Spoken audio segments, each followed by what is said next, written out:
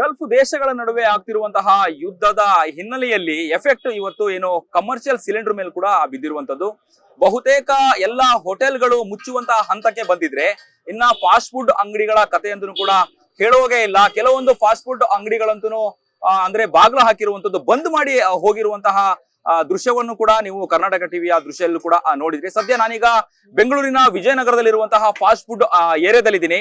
ಅಂದ್ರೆ ಗ್ರಾಹಕರು ಬಂದಿದ್ದಾರೆ, ಈ ಒಂದು ಫಾಸ್ಟ್ ಫುಡ್ ಏರಿಯಾಗೆ ಬಂದಿದ್ದಾರೆ. ಅವ್ರನ್ನ ನಾನು ಮಾತನಾಡಿಸ್ತಾ ಹೋಗ್ತಿದ್ದೀನಿ. ಸರ್, ಈಗ ಕಮರ್ಷಿಯಲ್ ಸಿಲಿಂಡರ್ ಸಿಗ್ತಾ ಇಲ್ಲ. ಒಂದು ಕಡೆ ಹೋಟೆಲ್ಗಳು ಬಂದ್ ಮಾಡುವಂತ ಪರಿಸ್ಥಿತಿ ಆದ್ರೆ ಈಗ ಎದುರುಗಡೆ ಇರುವಂತಹ ಅಂಗಡಿನೇ ಬಂದ್ ಮಾಡಿ ಹೋಗಿದ್ರೆ 4 ದಿನ ಆಯ್ತಂತೆ.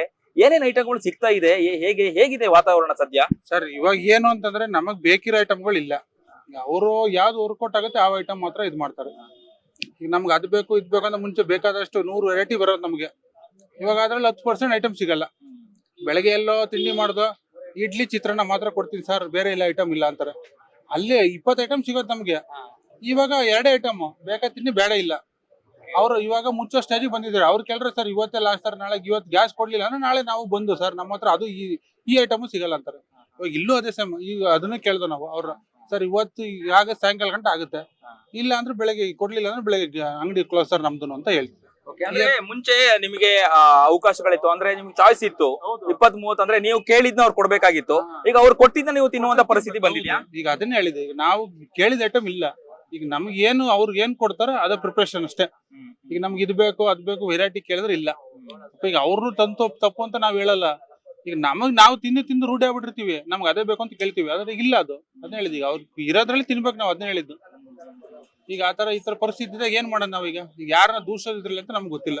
ಅಂದ್ರೆ ಮನೆಗೆ ಬಳಸುವಂತಹ ಅಡಿಗೆ ಅನಿಲದಲ್ಲಿ ಏನು ವ್ಯತ್ಯಾಸ ಆಗಿಲ್ಲ. ಅಂದ್ರೆ ಕಮರ್ಷಿಯಲ್ ಸಿಲಿಂಡರ್ ಯಾಕೆ ಇಲ್ಲಿ ವ್ಯತ್ಯಾಸ ಆಗ್ತಿದೆ ಅನ್ನುವಂಥದ್ದು ಎಲ್ರು ಕೂಡ ಹೇಳುವಂತದ್ದು ಅಂತ. ಕಮರ್ಷಿಯಲ್ ಅಂದ್ರೆ ಅದು ಅವರೇ ಹೇಳ್ಬೇಕದು, ಅದು ನಮ್ಗಂತೂ ಗೊತ್ತಿಲ್ಲ. ಅದು ಮನೆ ಸಿಲಿಂಡರ್ ಅದನ್ನ ಹೇಳಿದ್. ಈಗ ನಾವು ಬೆಳಗ್ಗೆ ಬುಕ್ ಮಾಡಿದ್ರೆ ಬುಕ್ಕಿಂಗೇ ತಗೊಂತ ಇಲ್ಲ ಮನೆ ಸಿಲಿಂಡರ್ನು.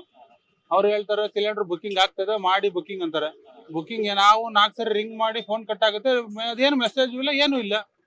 ಅದಕ್ಕೆ ಯಾರು ಹೊಣೆ ಅಂತ ಹೇಳದ್ ನಾವು ಇದ್ರಲ್ಲಿ. ಅದೇ ಪ್ರಾಬ್ಲಮ್. ಮನೆ ಸಿಲಿಂಡರ್ ನೀವು ಬುಕ್ ಮಾಡಿದ್ರೆ, ಟ್ರೈ ಮಾಡಿದ್ರ, ಬುಕ್ ಆಗ್ತಾ ಇದೆಯಾ ಹೇಗೆ? ರಿಂಗ್ ಆಗ್ತದೆ, ಕಟ್ ಆಗ್ತಾ ಇದೆ, ಮೆಸೇಜ್ ಬರ್ತಾ ಇಲ್ಲ. ಈಗ ಗ್ಯಾಸ್ ಏಜೆನ್ಸಿ ಕೇಳಿದ್ರೆ ಸರ್ OTP ಮೆಸೇಜ್ ಬಂದ್ರೆ ಬುಕ್ ನಾವು ಕೊಡ್ತೀವಿ, ಅದಿಲ್ಲ ಅಂದ್ರೆ ನಾವ್ ಯಾವ್ದೇ ಕಾರಣಕ್ಕೂ ಗ್ಯಾಸ್ ಡೆಲಿವರಿ ಮಾಡಲ್ಲ ಅಂತ ಅವ್ರು ಹೇಳ್ತಾರೆ. ಇಲ್ಲಿ ಏನು ಮೆಸೇಜ್ ಏನು ಬರ್ತಾ ಇಲ್ಲ ನಮ್ಗೆ. ಅಲ್ಲ ನೋಡಿ, ಗಲ್ಫ್ ದೇಶಗಳ ನಡುವೆ ಆಗ್ತಿರುವಂತಹ ಯುದ್ಧ ಟೈಮ್ ಅಲ್ಲಿ ನಮ್ ದೇಶದ ಮೇಲೆ ಏನು ಎಫೆಕ್ಟ್ ಇಲ್ಲ, ನಮ್ ರಾಜ್ಯ ಸೇಫ್ ಅಂತ ಹೇಳ್ತಿದ್ವಿ. ಇವತ್ತು ಕಮರ್ಷಿಯಲ್ ಸಿಲಿಂಡರ್ ಅಭಾವ ಎದುರಾಗಿರುವಂತದ್ದು ಮುಂದೆ ಹೇಗೆ ಎಫೆಕ್ಟ್ ಆಗತ್ತೆ ಅಂತ ಇದೇ ಗೊತ್ತಿಲ್ಲ. ಇದು ಇನ್ನು 120 ಬೆಳಗ್ಗೆ ನಾಳೆ ಬೆಳಗ್ಗೆ ತಿಂಡಿ ಸಿಗುತ್ತೆ ಇಲ್ಲೋ ಗ್ಯಾರಂಟಿ ಇಲ್ಲ ನಮ್ಗೆ. ಈಗ ನಾವು ಇದನ್ನೇ ತಿಂಡಿ ಊಟ ನಂಬ್ಕೊಂಡಿರ್ತೀವಿ, ಫ್ಯಾಮಿಲಿ ಎಲ್ಲ ಊರಲ್ಲಿ ಇರ್ತಾರೆ. ಇವಾಗ ಈಗ ನಾವು ಬ್ಯಾಚುಲರ್ಗಳ ತರ ಇದೀವಿ. ಈಗ ಇಲ್ಲಿ ಬಂದು ತಿಂಡಿ ನಾವು ಇದ್ರ ಮೇಲೆ ಬಿಟ್ಟು ಏನ್ ಸಿಗುತ್ತೆ ಅದು ತಿಂತಾ ಇರ್ತೀವಿ. ಈಗ ಅದು ಸಿಗಲ್ಲ ಅಂದ್ರೆ ಏನ್ ಮಾಡೋದು ನಾವು? ನಾವೇನು ಸಿಲಿಂಡರ್ ಮಾಡಿಕೊಂಡ್ಲಿಲ್ಲ, ಏನು ಮಾಡಿಕೊಂಡ್ಲಿಲ್ಲ. ಆದ್ರೂ ಹಂಗೆ ಈಗ ಸಮಸ್ಯೆ. ಈಗ ಯಾರು ಬಗೆಹರಿಸ್ತಾರೆ ಇದು? ಈಗ ಯಾರನ್ನ ಗೌರ್ಮೆಂಟ್ನ ಕೇಳದ, ಸೆಂಟ್ರಲ್ ಗೌರ್ಮೆಂಟ್ನ ಕೇಳದ, ನಮ್ಮನ್ನ ನಾವು ಕೇಳದ, ಇವ್ರನ್ನ ಕೇಳದ? ಇಲ್ಲಿ ಯಾರನ್ನ ಕೇಳೋದು ಅಂತಾನೆ ಗೊತ್ತಿಲ್ಲ ನಮ್ಗೆ. ನಿಮ್ ಪ್ರಕಾರ ಯಾರು ಈ ಸಮಸ್ಯೆನ ಬಗೆಹರಿಸಬೇಕು ಅಂತ ಹೇಳ್ತೀರಿ? ಬಗೆಹರಿಸ್ಬೇಕಂದ್ರೆ ಇದು ಗೌರ್ಮೆಂಟ್ ಬಗೆಹರಿಸ್ಬೇಕಿದ್ದು. ಇವಾಗ ಮೋದಿಜಿ ಹೇಳ್ತಾರೆ ಸಮಸ್ಯೆ ಎಲ್ಲ ಮಾಡ್ತೀನಿ ಬುಕ್ಕಿಂಗ್ ಅಂತಾರೆ. ಇವಾಗ ಈಗ ಬುಕ್ಕಿಂಗ್ ನಾನೇ ಅದನ್ನೇ ಮಾಡ್ತಾ ಇದ್ದೀನಲ್ಲ, ಬುಕ್ಕಿಂಗ್ ನಾವೇ ಮಾಡಿದ್ವಿ ಮನೆಗೆ ಅಂತಾನೆ. ಗ್ಯಾಸ್ ಬುಕ್ಕಿಂಗ್ ಆಗ್ತಾ ಇಲ್ವಲ್ಲ. ಮತ್ತೆ ಅವ್ರು ಹೇಳ್ರಿ 27 ದಿವಸಕ್ಕೆ ಬರುತ್ತೆ ಗ್ಯಾಸ್ ಅಂತ. ಈಗ ಆಯ್ತು, ಇವಾಗ ಒಂದು ಗ್ಯಾಸ್ ಮನೇಲಿ ವರ್ಕೌಟ್ ಆಗ್ತಾ ಇದೆ, ಈಗ ಇನ್ನೊಂದು ಖಾಲಿ ಆದ್ರೆ ಅದಕ್ಕೆ ಬ್ಯಾಕಪ್ ಬೇಕಲ್ಲ. ಬ್ಯಾಕಪ್ ಇಲ್ಲ ತಿರ್ಗಿ ಎಲ್ಲಿ ತಗೊಂಡ್ ಹೋಗ್ತೀರಿ ನೀವು? ಈಗ ಅದೇ ಬುಕ್ಕಿಂಗ್ ಆಗ್ತಾರಲ್ಲ, ಮತ್ತೆ ಯಾರನ್ನ ಕೇಳೋಣ ಇಲ್ಲಿ ನಾವು?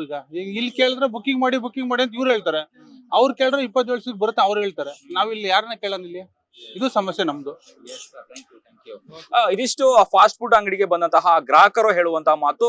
ಇವತ್ತು ಫಾಸ್ಟ್ ಫುಡ್ ಅಂಗಡಿಗಳಿಗೆ ಏನ್ ಸಮಸ್ಯೆ ಆಗ್ತಿದೆ, ಕಮರ್ಷಿಯಲ್ ಸಿಲಿಂಡರ್ ಅಭಾವ ಏನಿದೆ, ನಾಳೆ ದಿನ ಮನೆಗೂ ಕೂಡ, ಅಂದ್ರೆ ಅಡಿಗೆ ಮನೆಯಲ್ಲಿ ಬಳಸುವಂತಹ ಅಡಿಗೆ ಅನಿಲ ಮೇಲೂ ಕೂಡ ಪರಿಣಾಮ ಬೀಳುತ್ತೆ. ಸರ್ಕಾರ ಆದಷ್ಟು ಬೇಗ ಎಚ್ಚೆತ್ಕೊಳ್ಬೇಕು, ಆದಷ್ಟು ಬೇಗ ಏನೋ ಕಮರ್ಷಿಯಲ್ ಸಿಲಿಂಡರ್ ನ ಪೂರೈಕೆ ಮಾಡ್ಲಿ ಅನ್ನುವಂತಹ ಒತ್ತಾಯವನ್ನ ಸರ್ಕಾರದ ಮೇಲೆ ಮಾಡ್ತಿರುವಂತದ್ದು. ಕಾದ್ ನೋಡ್ಬೇಕು ಮುಂದಿನ ದಿನಗಳಲ್ಲಿ ಸರ್ಕಾರ ಈ ನಿಟ್ಟಿನಲ್ಲಿ ಕಮರ್ಷಿಯಲ್ ಸಿಲಿಂಡರ್ ನ ಯಾವ ರೀತಿಯಾಗಿ ಪೂರೈಕೆ ಮಾಡುತ್ತೆ ಅನ್ನುವಂಥದ್ದು ನಾವು ಮುಂದಿನ ದಿನಗಳಲ್ಲಿ ಕಾದ್ ನೋಡ್ಬೇಕಾಗಿರುವಂತದ್ದು. ಕ್ಯಾಮರಾ ಪರ್ಸನ್ ಅಭಿಲಾಷ್ ಜೊತೆ ಅಭಿಜಿತ್ ಗಣೇಶ್, ಕರ್ನಾಟಕ ಟಿವಿ, ಬೆಂಗಳೂರು.